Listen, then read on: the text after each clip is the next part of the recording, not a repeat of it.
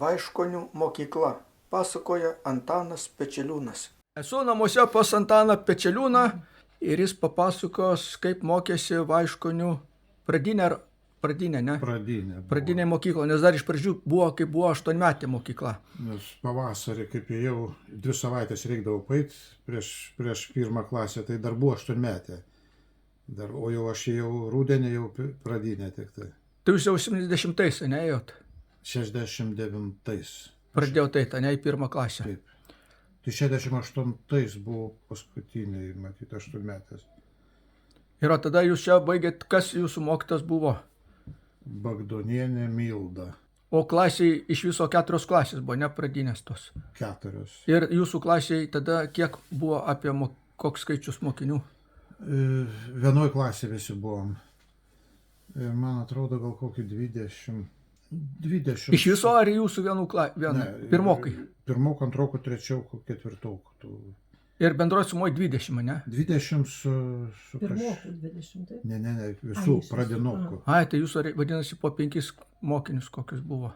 Tai vadinasi labai buvo, jums, jeigu kartu mokindavo, tai reikėdavo laiko skirti ir 1 klasė, ir 2 klasė, ir 3 ir 4, tai tada labai buvo jums tik 4 pamokos, reiškia.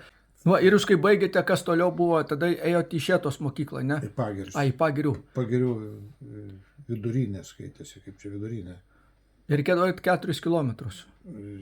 4 kilometrai nuo Vaiškonių, gyvenau dar kilometrus toliau Margiuose. Tai pirmi gal 10 kilometrų. 10 kilometrų. Ir va čia, žinoma, pavasarį, vasarą nereikėjo, rudenį dar pradžioj irgi nieko tokio baisaus, o žiemą, kai pusnys, čia keliai nevalyti, kaip jūs ten praeidavot? Upelis buvo išsiliedavo, tai eidavom aplinkui dar kokį kilometrų. Porą toliau reikdavo eiti, tiltą nuneždavo. O kaip žiemą būdavo, kaip tos pusnys čia užpustydavo? Labai didelė. Tai navokai, tai į mokyklą nueidavot, ten kojinės buvo šlapi, ne? Kaip pareidavom labiau į mokyklą. Tai žiemą gyvendavom, ten, kuriem toliausia Pagiriuose. Mergaitėm buvo bendrabutis, o berniukų nebuvo bendrabučių. Berniukai tai kažkur pas žmogų, nes... O pas ką jūs gyvenot? Tokia Plankienė, Ramygalos gatvėje dabar būtų Plankienė. O kaip būdavo, ten jums kokius pusryčius duodavo, ar neduodavo, ar vakarienę?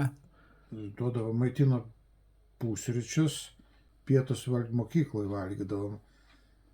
Tai turbūt, kad vakarienė. Tai čia tėvai turbūt jau pirkdavo, ne? Nupirkdavo jums už tą nuomą visą ir maistą. Reikdavo nuvežti bulvių, ten kruopom, kažko tokių. Bulvių, morkų, brokų, kopūstų. Jo. Bet reikėdavo, malko, žinau, reikėdavo nuvežti. O jūs vienas gyveno ten, ar ten dar keli kiti berniukai? 8, pusę namą. Vienam gale buvo... Tai jinai turėjo 8 vaikams, kurie, kaip sako, apetitas žvėriškas, ten išmaitinti tokią krūvą vaikų, tai čia, Jau virdavo tokį puodą didelis sriubos, žinau, anksčiau ėjom 6 dienas. Na taip.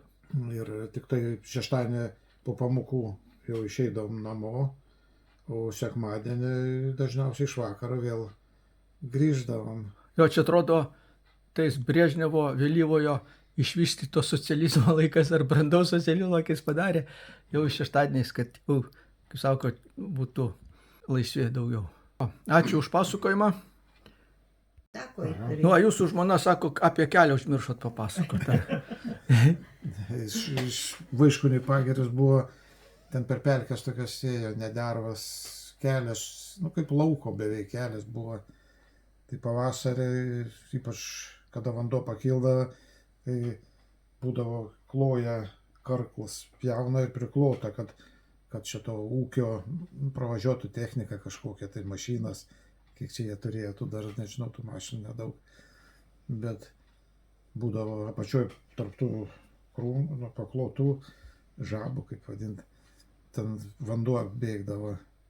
O kai jau 4 klasė jau tai buvo, tada darė naują kelią, toj pačioje vietoje, bet kėlė, darė nes čia buvo tas direktorius Stanišauskas, jisai visus upelius tvenkė, žuvis augina. Tai čia visur buvo, darė pylimus, užtvankas ir kėlė vandenį ir augina žuvis. Bet čia tokiu pramoniniu mastu ar tik savo, savo kaimui, ar kaip? Vietiniam net neduodavo pradžiai žvejot.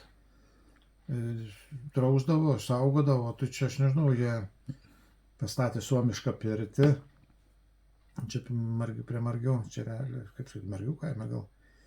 Ir ten važiuodavo iš Vilniaus, iš rajono, visi tuometiniai, visi, kaip sakyti, elitas tuometinis.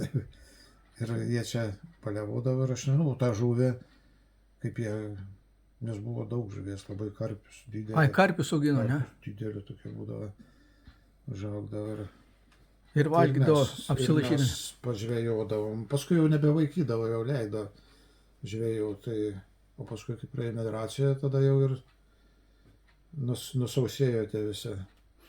Jo, ačiū už pasakojimą.